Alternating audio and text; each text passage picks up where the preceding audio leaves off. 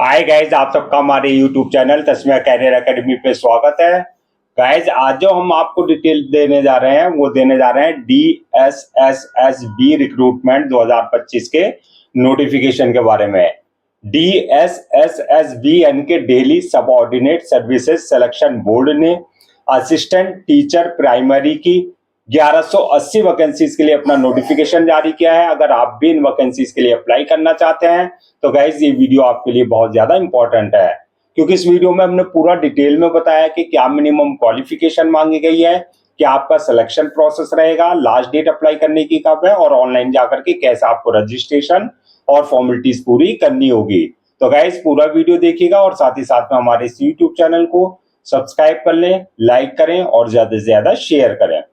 तो गाइस सबसे पहले बात करते हैं इनकी ऑफिशियल वेबसाइट की। इनकी जो ऑफिशियल वेबसाइट है वो है www.dssb.delhi.gov.in, जहां पर आपको इनका फुल नोटिफिकेशन मिल जाएगा।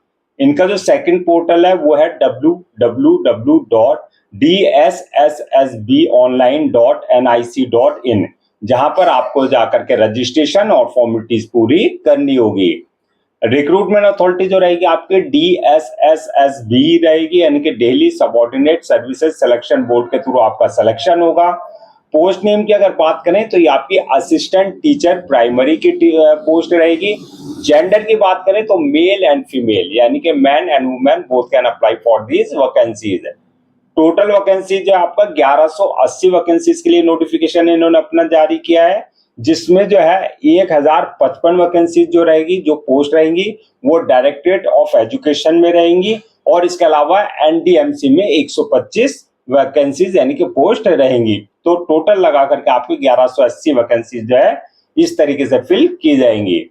जॉब लोकेशन की अगर बात करें तो सिलेक्शन होने के बाद जो आपका दिल्ली में ही जो है पोस्टिंग दी जाएगी। अप्लाई मोड आपका ऑनलाइन रहेगा, ऑफलाइन किसी भी तरह का कोई कम्युनिकेशन या कॉरेस्पॉन्डेंस नहीं किया जाएगा। अब बात करते हैं रजिस्ट्रेशन की। तो रजिस्ट्रेशन जो है इसके जो स्टार्ट हो चुके हैं आपके 17 सितंबर 2025 से रजिस्ट्रेशन स्टार्ट हो चुके हैं और लास्ट डेट जो है रजिस्ट्रेशन की वो है आपका 16 अक्टूबर 2025।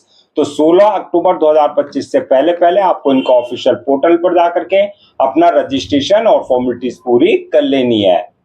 रिटर्न एग्जाम डेट की अगर बात करें तो रिटर्न एग्जाम डेट अभी कोई अनाउंस नहीं की गई है। जल्दी ही इनके ऑफिशियल वेबसाइट पर जो है रिटर्न एग्जाम डेट भी अपडेट कर दी जाएगी। एडमिट कार्ड की अगर बात करें तो जो आपका रिटर्न एग्जाम होगा डेट होगी उससे 2 या 3 दिन पहले आप अपना जो है एडमिट कार्ड इनके ऑफिशियल पोर्टल से जो है डाउनलोड कर सकते हैं। अब नेक्स्ट बात करते हैं कि आपकी एप्लीकेशन फीस क्या रखी गई है। तो एप्लीकेशन फीस की अगर अब हम बात करें तो अगर आप जनरल, OBC या EWS इस कैटेगरी में अगर आप आते हैं तो आपके लिए एप्लीकेशन फीस 100 रुपए रखी गई है। और अगर आप SC, ST, physical handicap, ex serviceman या फीमेल इस कैटेगरी में अगर आप फॉल करते हैं तो आपके लिए एप्लीकेशन फीस जो है नील रखी गई है, यानी कि आपको एग्जेम्प्टेड रखा गया है। अब बात करते हैं पेमेंट मोड की, यानी कि जो आपकी एप्लीकेशन फीस है उसका जो पेमेंट मोड रहेगा वो रहेगा आपका SBI E-Pay के थ्रू, यानी कि SBI E-Pay के थ्रू जो है आप अपना जो है एप्लीकेशन फीस डिपॉजिट कर सकते हैं। अब नेक्स्ट बात करते हैं कि आपका क्वालिफिकेशन क्या मांगी गई है, यानी कि क्या एलिजिबिलिटी क्राइटेरिया रखा गया है। तो क्वालिफिकेशन की अगर हम बात करें तो अगर आपने 12th पास्ड विद एटलीस्ट 50%, यानी कि अगर आपने 12वीं पास कर रखी है 50% मार्क्स के साथ और +2 years diploma in elementary education में आपके पास होना चाहिए, या तो ये कर रखा हो आपने या फिर आपके पास 12th class pass from recognised board और इंस्टीट्यूशन से +4 years bachelor's degree in elementary education में आपने कर रखा हो, या फिर आपने जो है बैचलर डिग्री और +2 years diploma in elementary education में आपने कर रखा हो। तो इनमें से कोई एक डिग्री आपके पास होनी चाहिए। इसके साथ साथ जो आपने CTET क्वालिफाई कर रखा हो, यानी कि सेंट्रल टीचर एलिजिबिलिटी टेस्ट आपने क्वालिफाई कर रखा हो और आपने जो है सेकेंडरी लेवल पे कम से कम एक सब्जेक्ट हिंदी, उर्दू, पंजाबी या इंग्लिश आपने पढ़ रखा हो, तो ये इसका एलिजिबिलिटी क्राइटेरिया रखा गया है। अब बात करते हैं एज लिमिट की। तो एज लिमिट की अगर बात करें तो मिनिमम 18 साल और मैक्सिमम 30 साल। 18 और 30 के बीच में अगर आपकी एज है तो आप इन वैकेंसीज के लिए अप्लाई कर सकते हैं। सिलेक्शन प्रोसेस जो रहेगा आपका, उसमें मल्टीपल स्टेजेस रहेंगी जो आपको क्लियर करनी होगी। फर्स्ट स्टेज जो रहेगी वो आपकी रिटन एग्जामिनेशन की रहेगी, यानी कि आपका सीबीटी यानी कि टीयर 1 में जो आपका रिटन एग्जामिनेशन कंडक्ट किया जाएगा, जो रिटन क्वालिफाई कर लेंगे। सेकंड स्टेज होगी उनकी डॉक्यूमेंट्स वेरिफिकेशन की, यानी कि at the time of registration जो भी डॉक्यूमेंट्स आपने अपने ओरिजिनल जो है at the time of registration जो भी डॉक्यूमेंट्स अपलोड किए हैं वो सारे डॉक्यूमेंट्स आपके ओरिजिनल चेक किए जाएंगे। और लास्ट स्टेज जो रहेगी वो रहेगी आपकी मेडिकल एग्जामिनेशन की, यानी कि जिस पोस्ट के लिए आपने अप्लाई किया है उसके लिए देखा जाएगा कि आप फिजिकली और मेंटली पूरी तरीके से फिट हैं या नहीं है। तो ये मल्टीपल स्टेजेस आपकी रहेंगी जो आपको क्लियर करनी होगी। अब नेक्स्ट बात करते हैं कि एग्जाम पैटर्न एंड सिलेबस की, यानी कि जो आपका रिटन एग्जाम होगा जो फर्स्ट स्टेज रहेगी, क्या उसका एग्जाम पैटर्न रहेगा, क्या उसका सिलेबस रहेगा। तो सबसे पहले बात करते हैं एग्जाम पैटर्न की। ये आपका ऑनलाइन एग्जाम दिया जाएगा, यानी कि सीबीटी कंप्यूटर बेस्ड टेस्ट होगा। क्वेश्चंस जो होंगे यानी कि पेपर का जो क्वेश्चंस रहेंगे उसका जो पैटर्न रहेगा ऑब्जेक्टिव टाइप रहेंगे, यानी कि एमसीक्यू मल्टीपल चॉइस क्वेश्चंस होंगे। टोटल क्वेश्चन जो है 200 क्वेश्चंस रहेंगे जो कि आपके 200 ही मार्क्स के रखे गए हैं। नेगेटिव मार्किंग की अगर बात करें तो इसमें रॉन्ग आंसर देने पर नेगेटिव मार्किंग का प्रोविजन रखा गया है। मीडियम ऑफ एग्जामिनेशन हिंदी और इंग्लिश, यानी कि दोनों लैंग्वेज में पेपर होंगे, जिसमें भी आप कंफर्टेबल हो उसमें अपना आंसर दे सकते हैं। अब बात करते हैं नेक्स्ट के आपका सिलेबस क्या रहेगा, यानी कि जो आपका एग्जाम होगा रिटर्न एग्जाम उसका क्या सिलेबस रखा गया है। तो इसमें 2 सेक्शन में आपका डिवाइड होगा जो है सिलेबस, सेक्शन ए और सेक्शन बी। तो सेक्शन ए 100 क्वेश्चन रहेंगे, 100 ही मार्क्स के रहेंगे इसमें। तो इसका जो सिलेबस रहेगा जनरल इंटेलिजेंस एंड रीजनिंग से रिलेटेड क्वेश्चन होंगे। दूसरा आपका जनरल अवेयरनेस से रिलेटेड क्वेश्चन होंगे। थर्ड आपका मैथमेटिक्स एंड न्यूमेरिकल एबिलिटी से रिलेटेड क्वेश्चन होंगे।